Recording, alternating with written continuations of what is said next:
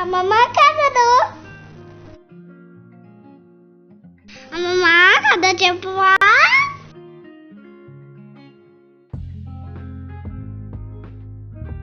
Hi my dearest cutie పాయ్స్, ఏం చేస్తున్నారు? మీ మీనాక్షి అమ్మమ్మ వచ్చేసింది ఇంకో కొత్త కథతో మీ అందరి కోసం. మీరు మీ అమ్మమ్మతో, మీ అమ్మమ్మ మీ అందరితోనూ ఏం కథ చెప్పుకుందాము? మరి మీరు నిన్న మొన్న చెప్పిన కథలన్నీ విన్నారా లేదా? వినకపోతే వినండి, లైక్ చేయండి, మీ ఫ్రెండ్స్తో షేర్ చేయండి, అలాగే నా స్టోరీస్ మొత్తాన్ని ఫాలో చేయాలి, రైట్? ఓకే, ఇప్పుడు కొత్త కథ ఏంటంటే, మీలాగే కొంతమంది పిల్లలు వచ్చి నా దగ్గరకు వచ్చి అమ్మమ్మ బోర్ కొడుతుంది, అమ్మమ్మ బోర్ కొడుతుంది అని అన్నారు. అప్పుడు ఏం కథ చెప్పాలో ఆలోచిస్తే సుధామూర్తి ఉన్నారు కదా, ఆవిడ రాసిన బుక్లోంచి ఒక స్టోరీ తీసుకున్నాను. ఏం స్టోరీ అంటే ద ప్రిన్సెస్ క్లోత్స్ అన్నమాట, ప్రిన్సెస్ యొక్క బట్టలు. యాక్చువల్గా ఈ స్టోరీస్ ఈ స్టోరీ దేని గురించో తెలుసా? మీ దగ్గర బోల్డ్ అని బొమ్మలు ఉంటాయి, అయినా ఇంకా బొమ్మలు కావాలంటారు, ఉన్న బొమ్మలతో ఆడుకోరు, రోజుకి ఒక బొమ్మ కొనిస్తూనే ఉండాలి, బోర్ అయిపోతుంది, ఒకరోజు ఒక బొమ్మ ఆడగానే అలాగే ఇక్కడ ప్రిన్సెస్ కూడా అలాంటి ఒక వేరే హ్యాబిట్ ఉంటుంది. దాని గురించి నేను చెప్తాను. ఎంత హార్మ్ఫుల్లో అలా అయితే ఎంత ఆ ప్రిన్సెస్కి కష్టం వస్తుందో అదంతా ఇప్పుడు నేను ఈ స్టోరీలో చెప్తున్నాను అన్నమాట. అనగనగా ఒక రాజ్యం ఉంటుంది. ఆ రాజ్యంకి ఒక రాజు రాణి ఉంటారు. అయితే వాళ్ళకి అంతా బాగుంటుంది, చాలా మంచి వాళ్ళు అంతా మంచిగా పరిపాలిస్తూ ఉంటారు, ప్రజలందరూ హ్యాపీగా ఉంటారు. కానీ వాళ్ళకి ఒక ప్రాబ్లం ఉంది, బేబీస్ లేరు, పిల్లలు పుట్టరు. అయితే వాళ్ళు వెళ్ళి ఒక నది తీరంకి వెళ్ళిపోయి అక్కడ దేవుడికి బాగా పూజలు చేస్తూ ఉంటారు.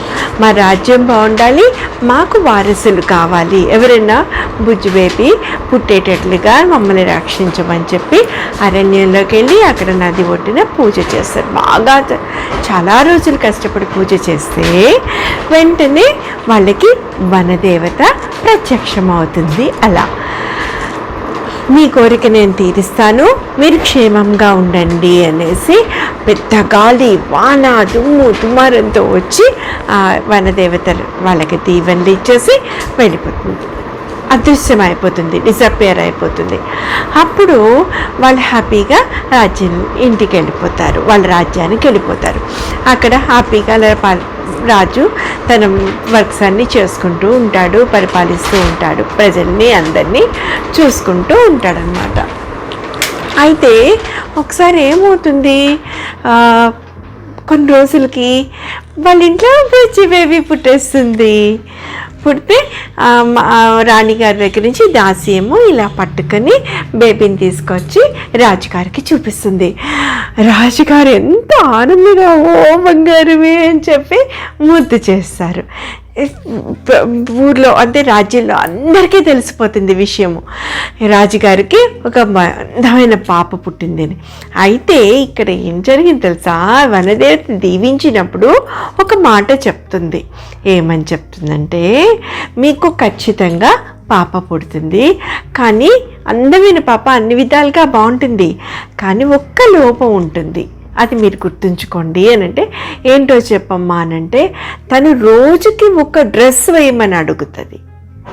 అంటే ఈరోజు వేసుకున్న డ్రెస్ నెక్స్ట్ డే వేసుకోదు, ఆ నెక్స్ట్ డే మళ్ళీ ఈ డ్రెస్ వేసుకోవద్దు, అంటే రోజుకు ఒక డ్రెస్ వేసుకుంటుంది. ఇదే తనకున్న ప్రాబ్లం. ఉంటే అంతే కదా, మేము రాజులమే కాబట్టి మేము బేర్ చేయగలము, పర్వాలేదు అని చెప్పి వాళ్ళు వెళ్ళిపోతారు. వాళ్ళు ఇంకా ఎక్కువ ఆలోచించరు, మా దగ్గర డబ్బు ఉంది కదా, ఓకే నో ప్రాబ్లం అనుకుంటారు.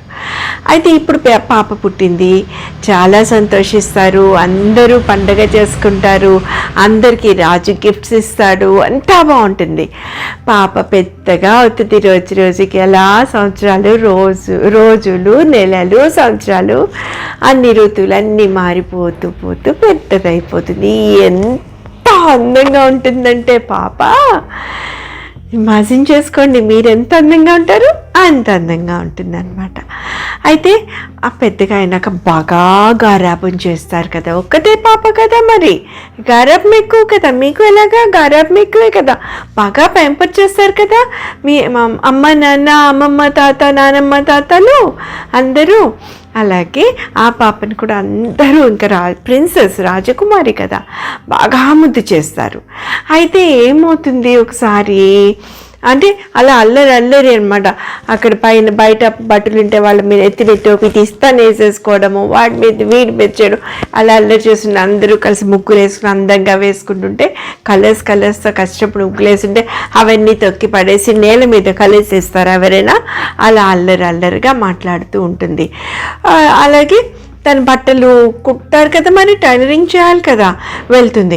నావేవి కొత్త డ్రెస్సెస్ ఏవి అంటే, అమ్మ ఇప్పటికి ఇవే ఉన్నాయి వేసుకోండి అంటే, నేనేం చెప్పాను మీకు, మీరేం కుట్టారు? నేను వజ్రాలు, వైడూర్యాలు, బంగారంతో బట్టలు కుట్టమని చెప్పాను. అంతా వజ్రాలు పొదిగి దగదగం అనుకునే బట్టలు కావాలి అని చెప్తే మీరు నాకు ఇలాంటి బట్టలు ఇస్తారని నేను వేసుకోను అని అంటుంది. అయితే మరి ఇంకేం చేస్తారు, అయితే ఏమో ప్రస్తుతానికి వేసుకోండి కుట్టాము అని చెప్తారు.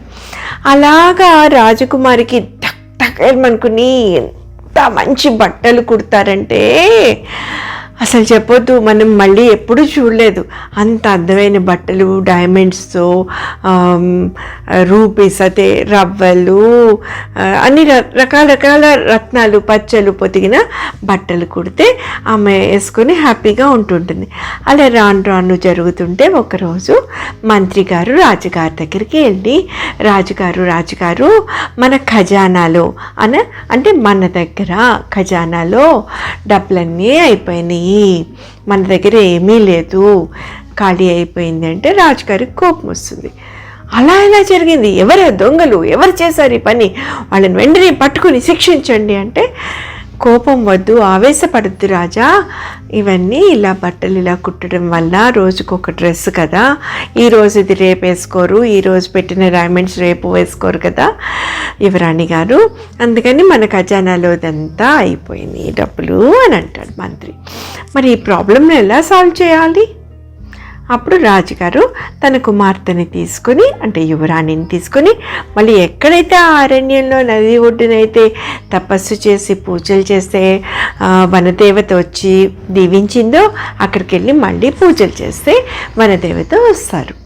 వచ్చి ఏమైంది మహారాజా అంటే, అమ్మ మీరు ఆ రోజు చెప్పారు కదా ఇలా బట్టలు రోజుకొక జత అంటే నా పరిస్థితి ఇలా జరిగిపోయింది, దీని నుంచి మమ్మల్ని రక్షించమ్మా అని అంటారు. అంటే సరే నేను మీకు కాపాడుతాను అని చెప్పి దీవిస్తుంది. ఏమని దీవిస్తుందమ్మా, నేను ఈసారి మీరేం పుట్టించొద్దు, నేనే పంపిస్తా, రోజుకు ఒక డ్రెస్ యువరాణికి పంపిస్తాను, మీకు మీ ప్రాబ్లం సాల్వ్ అవుతుంది. కానీ ఒకటి ఉంది ఇక్కడ,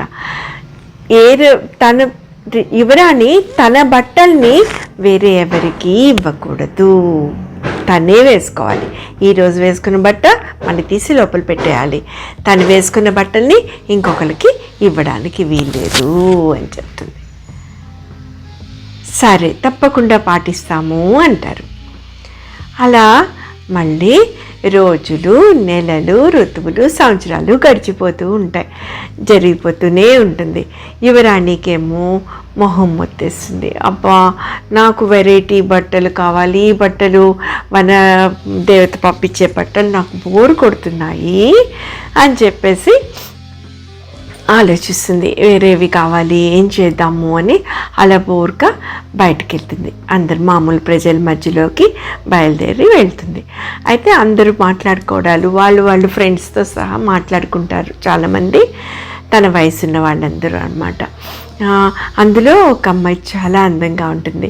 తన ఫ్రెండ్స్ అందరూ అంటారనమాట, అరే నువ్వు రాజకుమారివి కాదు, కానీ నువ్వు వేసుకునే దుస్తులు కూడా ప్రిన్సెస్ బట్టలు కూడా కాదు, కానీ నువ్వు మామూలు చీర కట్టుకున్న ఎంత బాగున్నావు, ఆ చీరలో నీ అందం ఇంకా ఎక్కువైపోయింది అని అంటుంటే, రాజకుమారికి అసలే తన బట్టలంటే బోరు కొట్టేసింది కదా, ఏం చేస్తుంది, తను అసలు మర్చిపోతుంది, వనదేవత ఏం మాట చెప్పారో అన్నీ మర్చిపోతుంది అనమాట.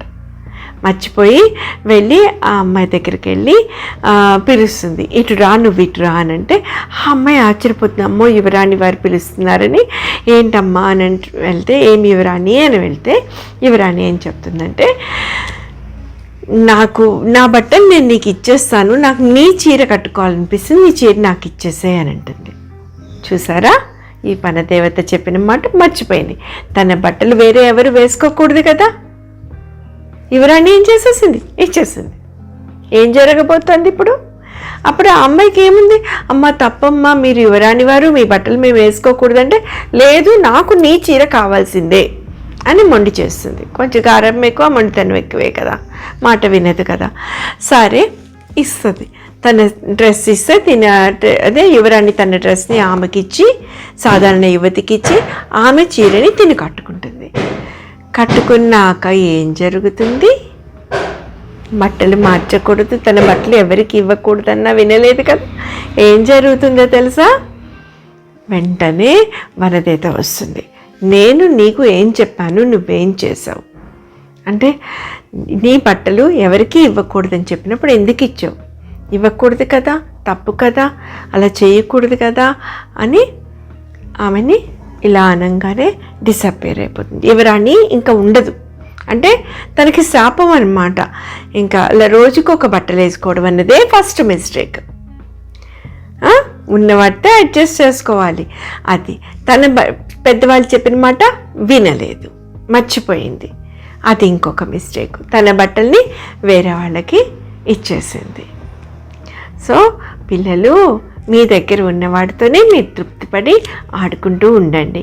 రోజుకొక డ్రెస్సు, రోజుకొక బొమ్మ, రోజుకొక ఇది, రోజుకొక అది అని ఇంటిలో మారం చేయకూడదు, పేచీలు పెట్టకూడదు.